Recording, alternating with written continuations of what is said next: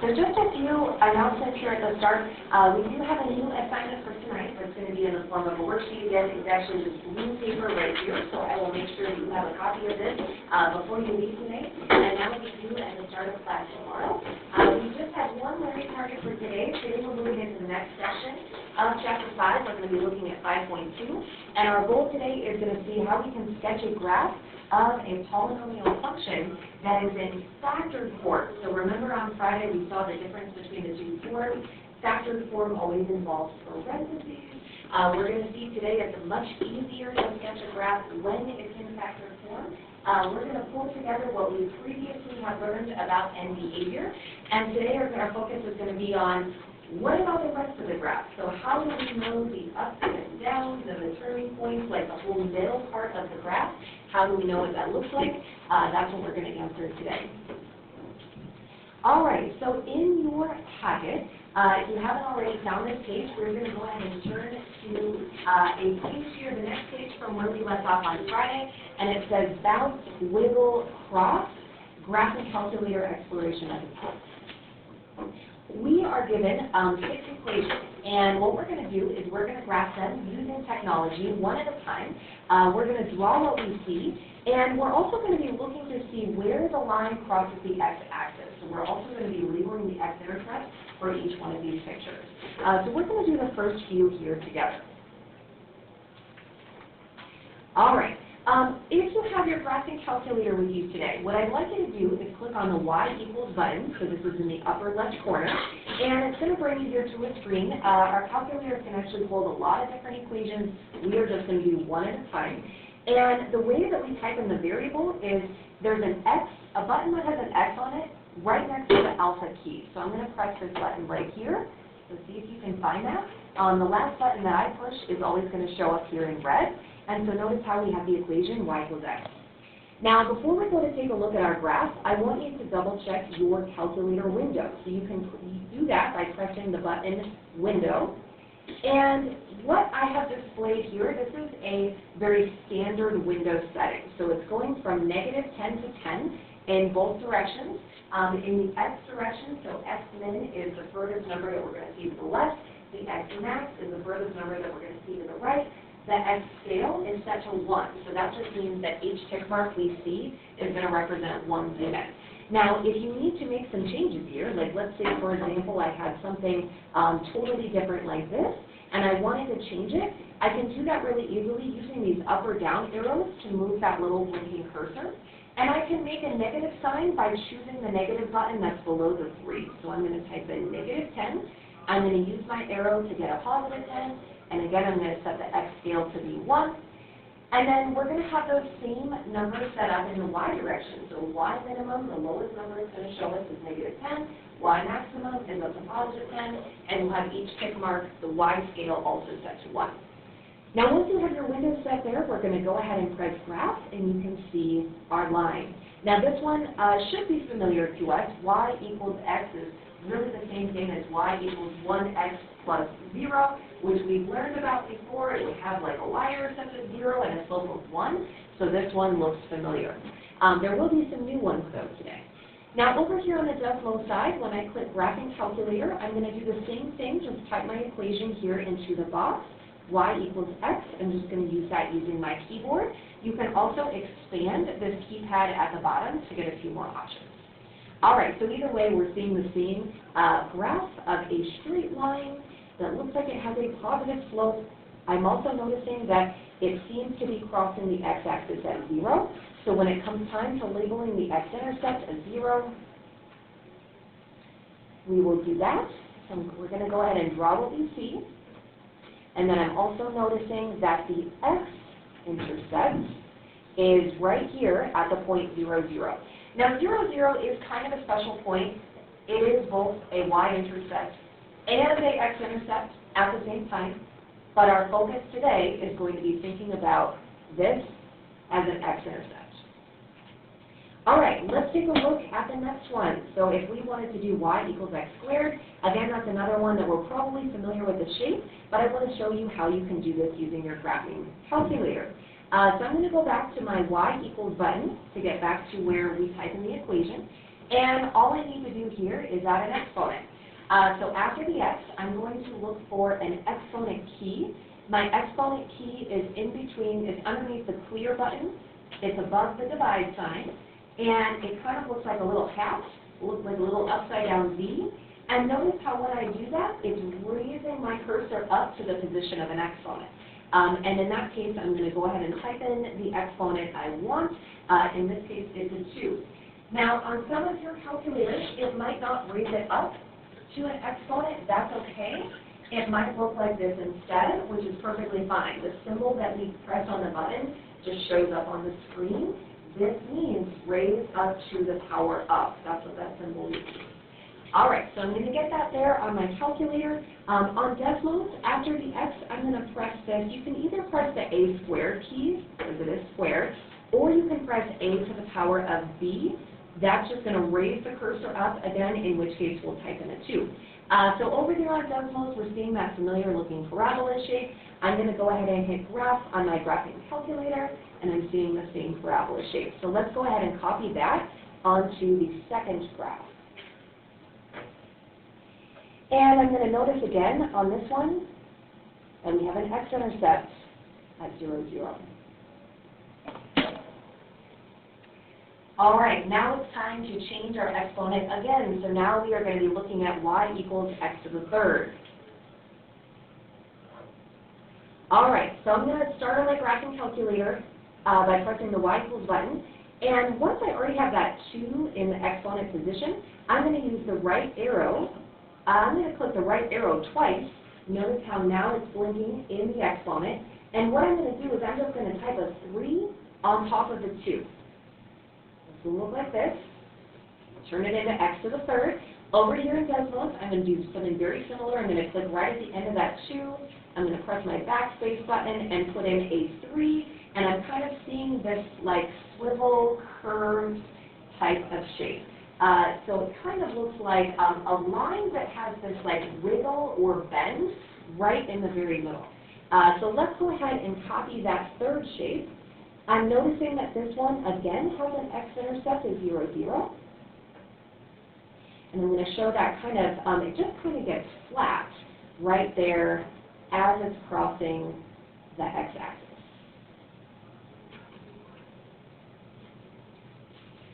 All right, so I would like to give you a few minutes here on your own. I would like you to finish out the remaining 3 graphs. So you are going to do this for x to the 4th, x to the 5th, and x to the 6th.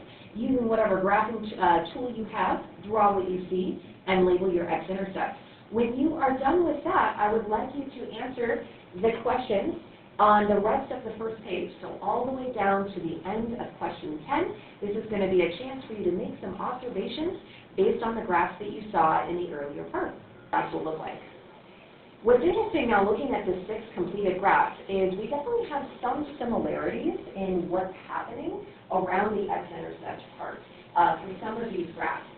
So for example, if we take a look at the x squared, x to the 4th, x to the 6th, they all kind of look similar. They all kind of remind us of sort of this parabola shape.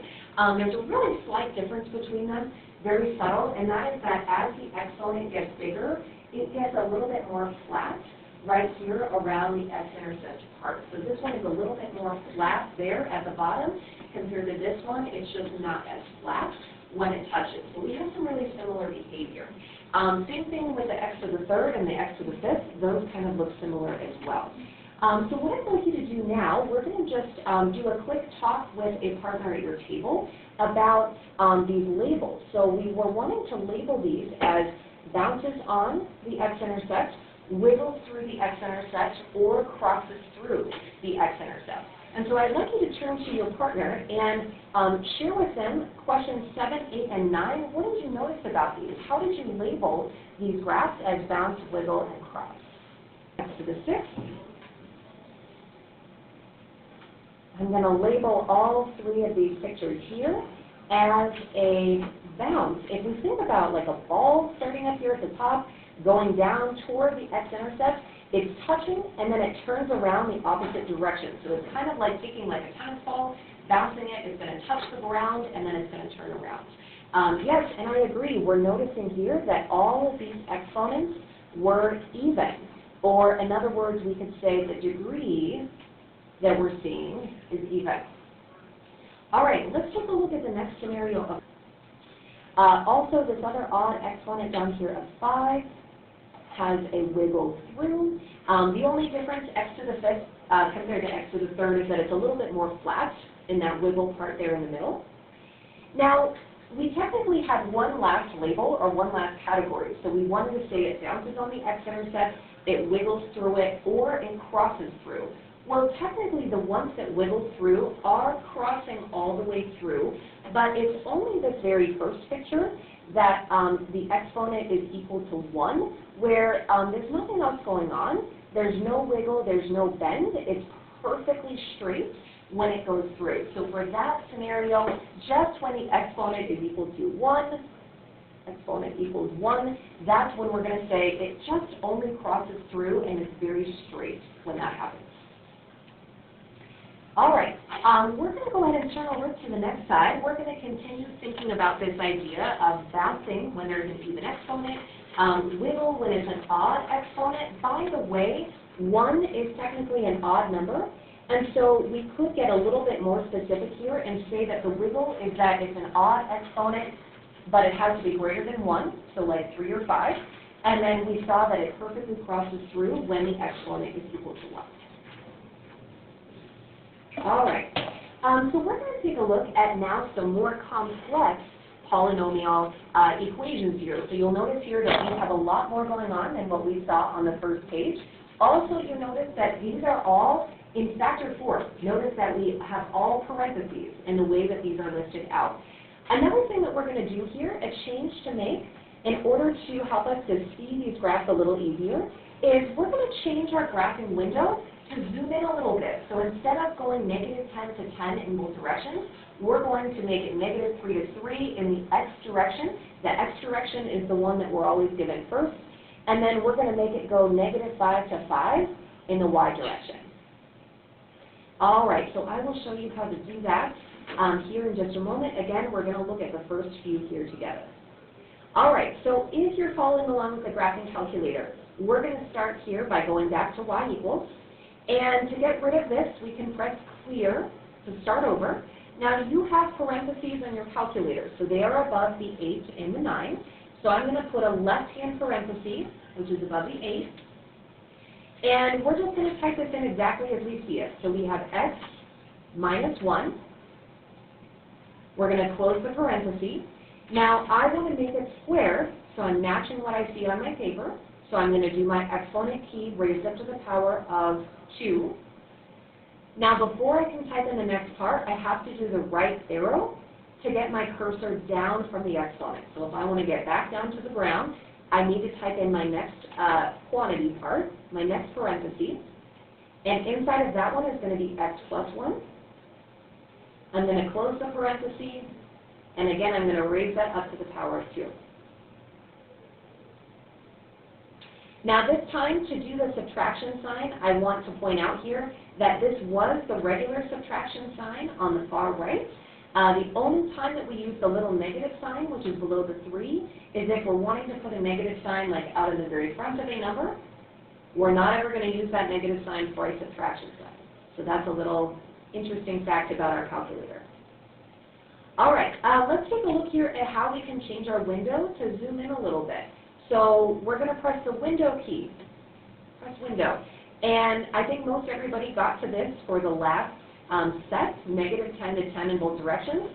We're going to zoom in a little. So we're going to now make this negative 3 to 3 in the x direction. You can type directly on top of the numbers that are already there. It's going to replace them. You do need to make sure that you use the negative sign to do the negative 3. We're still going to have our x scale set to 1. And then let's make some adjustments here in the y direction. So in the y direction here, I'm going to do negative 5 to 5. And when you're ready here, you can go ahead and press graph. If you're working on the Desmos side, we're going to do the same thing here. We're just going to get our equation typed in. I'm just typing it in with my keypad here, using the exponent button at the bottom, keypad parts. We're going to get exactly the same picture. On Desmos, you don't have to do anything special to set a window. You can simply use the plus or minus signs to zoom in or out. On my graphing calculator, I'm seeing the same thing here. So notice that now we have x-intercepts at -1 and +1. So we're going to represent that when we are drawing what we see. I also noticed that it looked like we had a y-intercept at +1. So let's go ahead and draw in this first shape. And I'm going to also put in, as ordered pairs, the two x-intercepts that we saw. One thing that I want you to know today is that an x-intercept of a polynomial is also called a zero. So that is something good to know. So if I ask you to find the zeros of the polynomial, you are telling me what are the x-intercepts. Two different names for the same thing. Now then what we're going to do in this last column is we are going to decide for each x-intercept individually, now different things could be happening at different ones, we're going to decide if it's bouncing on the x-intercept, if it's wiggling through the x-intercept, or if it's crossing through. So let's take a look at this first one. So I just want to highlight where the -1 is. So that is right here. Now I'm noticing it looks like the graph is touching that x-intercept, but then it turns around. So I'm going to define that, or I'm going to categorize it as a bounce. I'm just going to use a B to represent bounce. It looks like it's bouncing on top of that x-intercept. Now the interesting thing on the next one is that when I am looking at the x-intercept of +1, it looks like it's a bounce again. So it looks like it goes down, it touches the x-intercept of +1, and it turns around. So I have a bounce for both positions. Now let's make a connection back with what we did on the front side. Remember that a bounce occurred when we had an even exponent. Look at the exponents that are on the parentheses. They're both 2's. And we saw that before, that when we had an exponent of 2, it was going to bounce on the x-intercept. So the same thing is happening here. What do you think might happen on the x-intercept of the next one? Turn to your partner and tell them.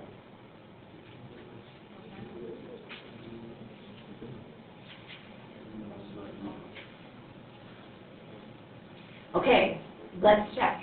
So there's actually not a huge change in the second equation. The only thing that changed were the exponents.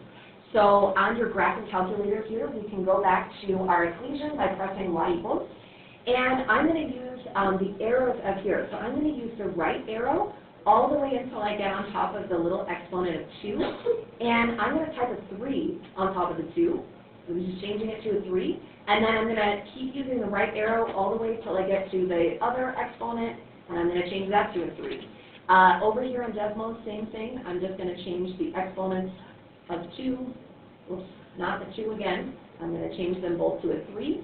I'm seeing it here on Desmos already, and when I hit graph on my graphing calculator, here it is. And sure enough, you are correct. If you thought it was going to wiggle through, that's exactly what we see happening. So we have x-intercepts at -1 and +1 again. This is a wiggle, because it goes all the way through, but it gets a little flat. And then when it comes up here, it gets a little flat again. So anytime we have that little bend as it's going through our x-intercept, that's what we call a wiggle. All right, so let's go ahead and draw what we saw here on this one. I was also noticing that it looked like we had a y-intercept of -1. All right, now here is my suggestion for you when you are drawing the wiggle. The wiggle can be a little hard to draw at first. What I try to do here is I bring my line down, and I try to have it touch the x-axis a little before the x-intercept value, so that then I can take my pencil and make this flat, so I can show kind of a little bend, and then have it continue moving from there. It's going to go through this y-axis, and then same thing coming up. I'm going to have it come up a little before, make it flat, and then have it continue onward. All right, it does not have to be perfect. It doesn't have to be perfect on these. All right, I am going to go ahead, though, and show that we have the same x-intercept values. And I'm noticing this time that they both wiggled through, and that seems to be in line with what we saw on the first page. So the exponents here that are attached to each factor, those are odd exponents. They're greater than 1. I'm seeing an exponent of 3. So it seems to make sense here that it's wiggling. All right, now we're going to take a look together at the next one. We have the same factors in the parentheses, but now our exponents are changing, and they're also different from each other. So the first one actually has an exponent of an invisible 1. You don't have to put anything there, but really it's a 1 that's represented there. And then we're going to change this one back to a 2. So easy changes here when we just have to change our exponents. So let's go back on our graphing calculator and press the y equals key. Let's do that arrow again. And one thing that you can do, so on your graphing calculator, there's a delete key. It's D-E-L. It's right next here to mode. If I press that delete key, I think I have to press it twice. If I press the delete key twice, it deletes the 3 that was in the exponent, and then it also deletes the position of an exponent. And then over here for the other one, I'm just going to type a 2 on top of a 3. So now I've made that look the same as what I had on my paper. By the way, if you didn't want to completely delete the exponent on the first one, you could have just put like a positive 1 in that position. That'll be perfectly fine. So for example, here on Desmos, like I could have changed this first exponent to a 1, and then I'll go ahead and change this one to a 2. All right, so on either screen here, we're kind of getting an idea. We're seeing what's happening on our graph. Now notice that we still have x-intercepts at -1 and +1, but something very different is happening on each. Let's go ahead and get this drawn onto our paper.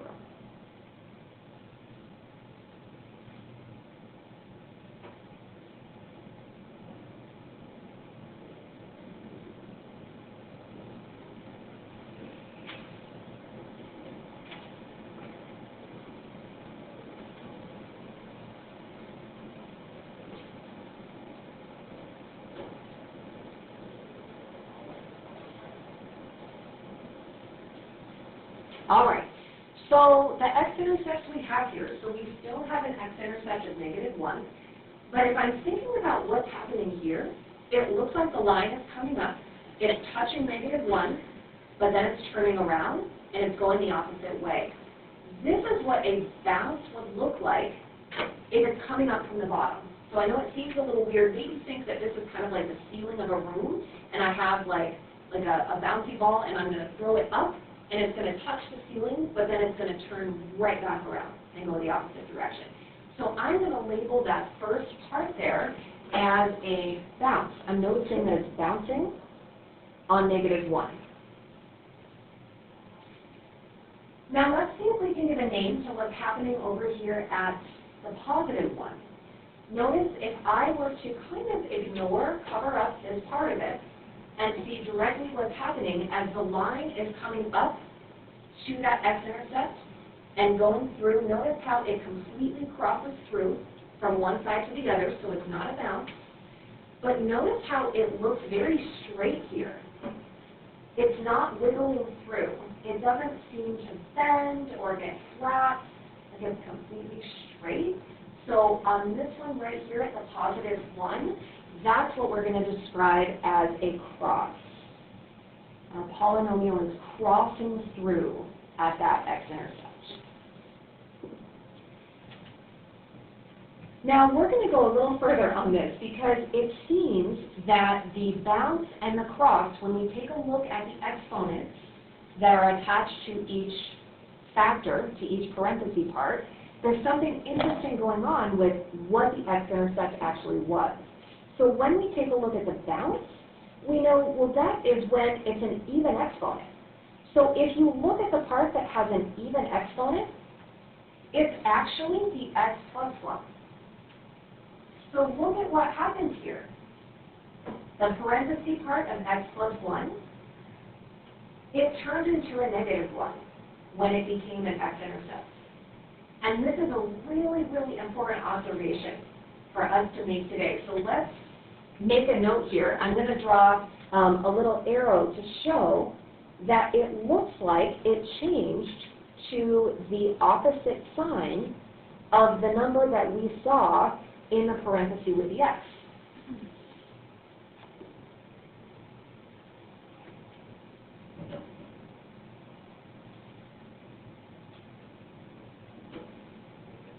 Now let's take a look at the other one here that was just simply crossing through. Well, we know that when it's crossing through the x-intercept, that is when the exponent is supposed to equal exactly 1. That's the only time that it perfectly crosses through with no wiggle or bend, and it is 1. And in this case, it is a 1 there. It was invisible at the start, but let's make it visible by actually drawing in a little 1 that's there. That's making it cross through. So what we're seeing on the graph, the crossing through matches up with our exponent. Let's notice again what's happening. The number that we see in the parenthesis, it looks like x minus 1. Well, that actually turned into a positive 1 when we turned it into the x-intercept. So again, we're noticing that it's turning into what looks like the opposite sign.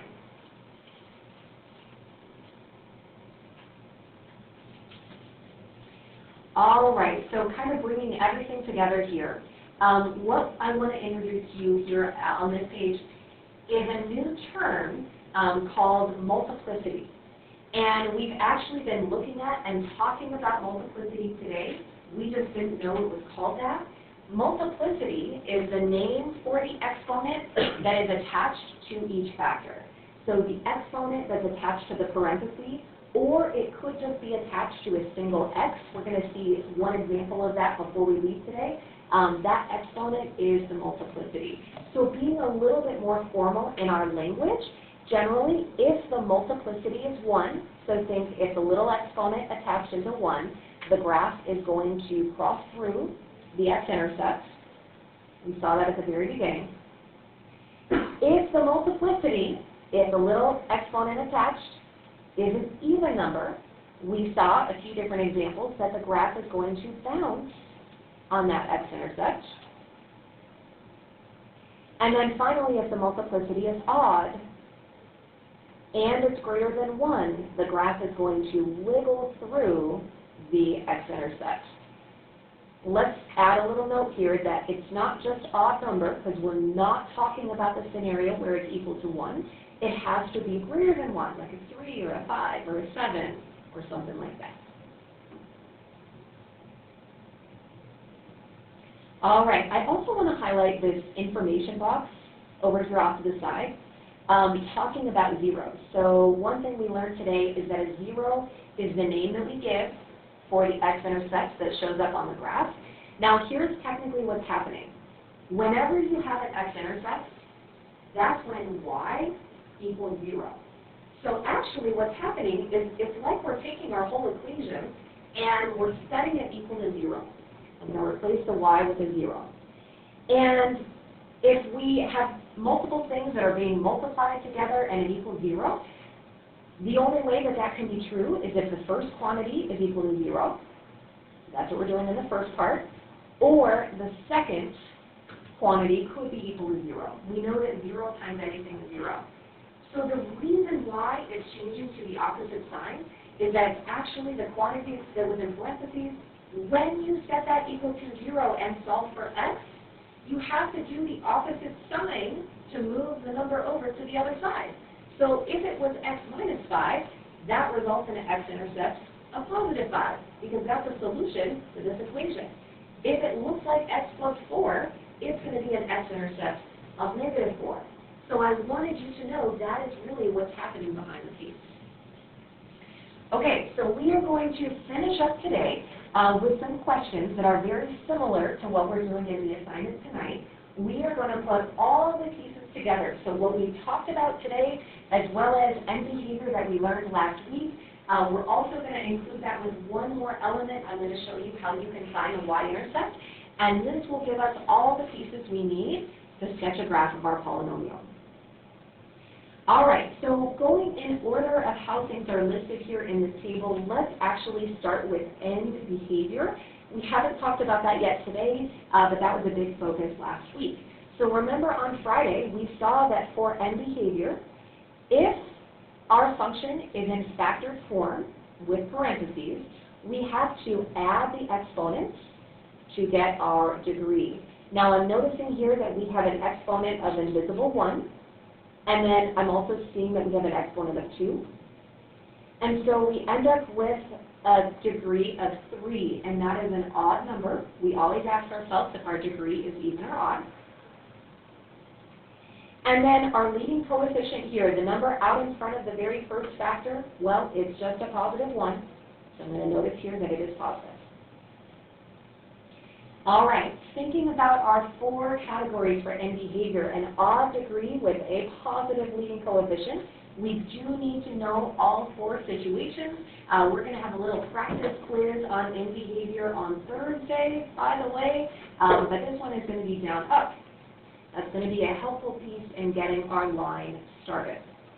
All right, now let's look at getting the zeros. So I'm going to look at each quantity in parentheses. I'm going to look at them individually. When I see x minus 2, that's telling me that the 0, the corresponding x-intercept, is positive 2. And I'm going to go ahead and write it as an ordered pair because I know it's going to be an x-intercept on the graph, so positive 2, comma 0. Now, the multiplicity is 1. That is the exponent attached to the parentheses.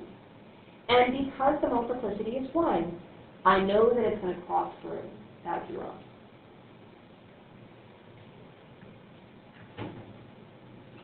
All right, let's do the next one. The next parenthesis we have is x plus 3. So the 0, the x-intercept, is going to turn into the opposite sign. It's going to become negative 3. Now the multiplicity on this is 2. That is the exponent attached to the parentheses. And because the multiplicity is even, I know that it's going to bounce on that x-intercept.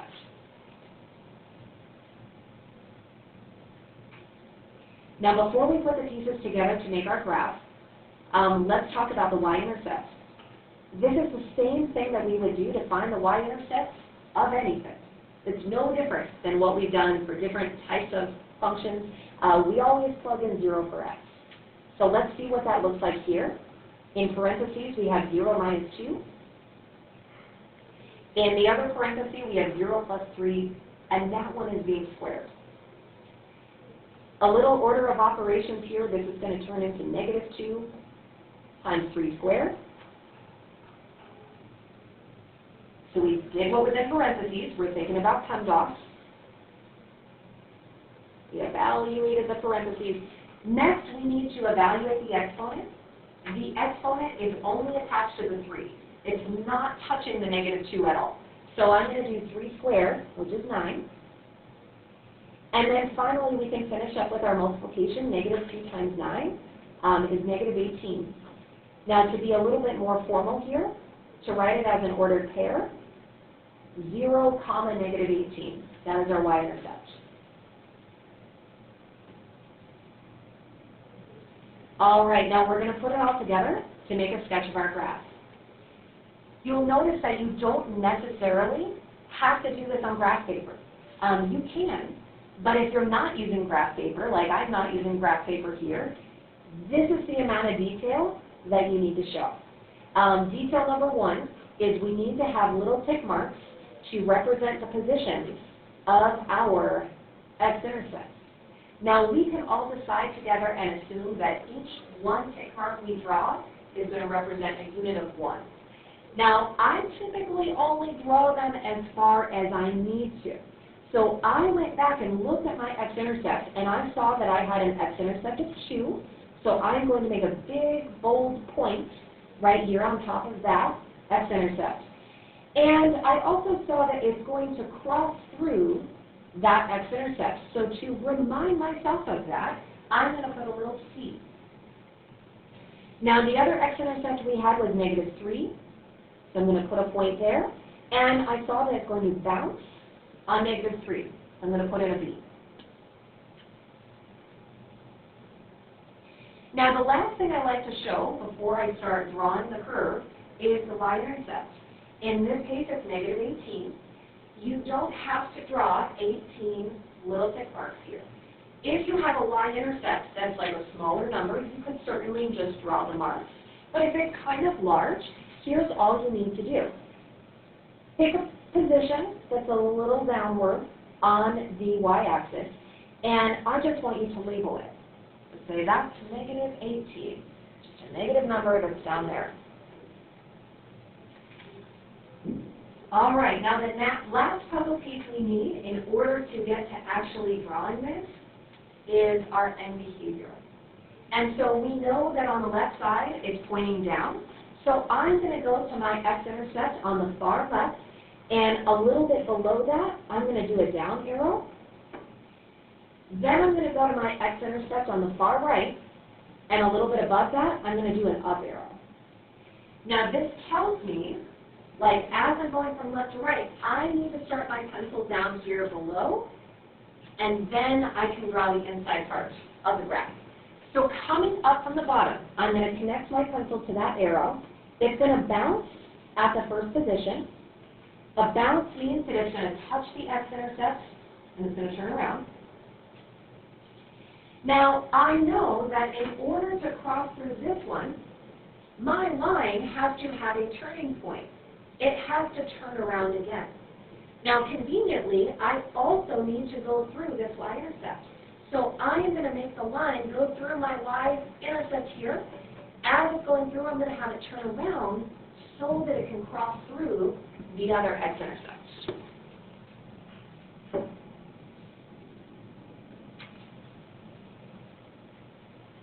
All right, so here's one last thing I want you to know from today. If you have an x out in the very front, like it is not in a parenthesis at all, that is going to correspond with an x-intercept of 0, 0. So that is kind of like, if it was in parentheses, it could be like x minus 0, right? That's the same thing as x. So I want you to be aware of that. That's something that you might see. So on this one, for example, when I'm listing out my zeros, I'm going to have 0, 0 from the one at the very front. That's a multiplicity of 1, so it's going to cross. Then I have an x-intercept of positive 5. Then we have an x-intercept of negative 4. And then this one has also an x-intercept of negative 1. So this was the different one in the list that I wanted you to be aware of. Now, if you have something like an x squared out in the front, it would be a bounce at 0, 0 because it has an even exponent. If you had like an x to the third in the front, it would wiggle. So like you're still going to look at the multiplicity. It's just the value for the x-intercept is going to be 0, 0. Okay, we're running a little short on time here, and so I wanted to tell you about the 0, 0.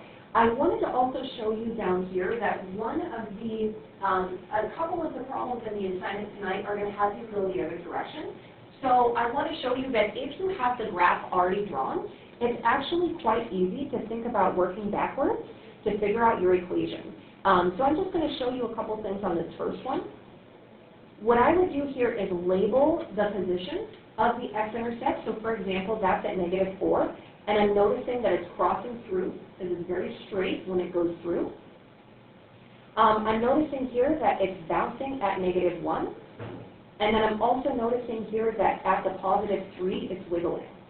So when I put the pieces in, that negative 4 is going to turn into x plus 4.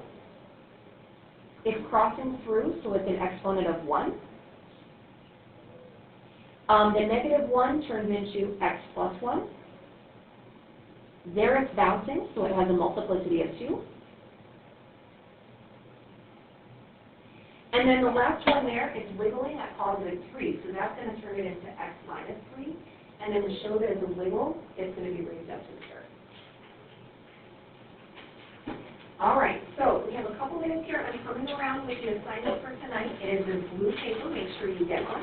Try something for every problem. We will have a chance tomorrow to check in on any questions that you have on the assignment at the start of class. Also, if you came in late, if you did not already put Friday's homework into your yellow folder, please do that now. You can take out the old assignment and then go ahead and stack your completed folders in a pile in the middle of your table. Before you guys leave today, I will have you bring your pile of yellow folders up to that front table where you grab them at the end.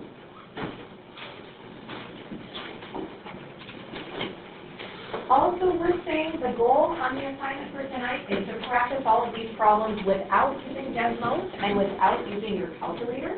Try doing it all by hand using the methods we talked about today.